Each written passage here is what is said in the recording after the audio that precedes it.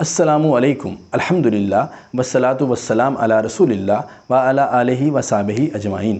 سورۃ النحل، سورہ نمبر 16۔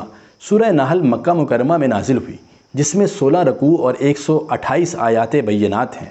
نحل عربی زبان میں شہد کی مکھی کو کہتے ہیں۔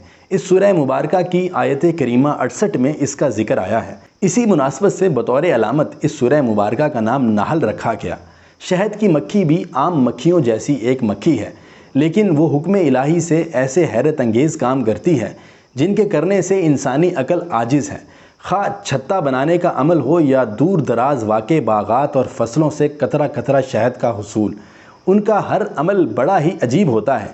ان کے بنائے ہوئے چھتوں میں ہزاروں مسدس خانے ہوتے ہیں، جن میں شہد جمع کرنے کا گودام، فضلہ رکھنے کے لیے سٹور اور بچے جننے کے لیے ایک الگ حصہ ہوتا ہے۔ اس چھوٹی سی مملکت پر ایک ملکہ حکمرانی کرتی ہے۔ اسی کے حکم سے مختلف ڈیوٹیاں لگتی ہیں۔ کچھ مکھیاں دربانی اور سیکیورٹی پر مامور ہوتی ہیں اور کچھ انڈوں کی حفاظت پر۔ بعض نابالغ بچوں کی دیکھ بھال کرتی ہیں اور بعض انجینئرنگ اور چھتے کی تلاش خراش میں لگی رہتی ہیں۔ جب کسی مکھی کو تلاش و جستجو کر کے شہد مل جائے تو وہ باقی مکھیوں کو وہاں لے کر جاتی ہے۔ ایک مکھی جس پھول کو نچوڑ لے تو وہاں ایک خاص قسم کی نشانی لگا لیتی ہے تاکہ بعد میں آنے والی مکھی کا وقت ضائع نہ ہو۔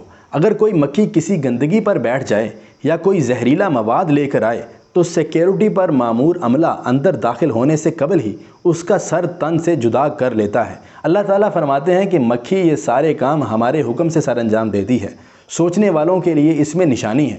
اس سورہ مبارکہ میں اللہ تعالیٰ نے اپنی بہت ساری نعمتوں اور قدرت کے شاہکاروں کا ذکر کر کے یہی بات سمجھائی ہے کہ خالق اور مخلوق میں فرق ملحوظ رکھتے ہوئے مخلوق کو خالق کے ساتھ الوہیت اور حاکمیت میں شریک نہیں کرنا چاہیے۔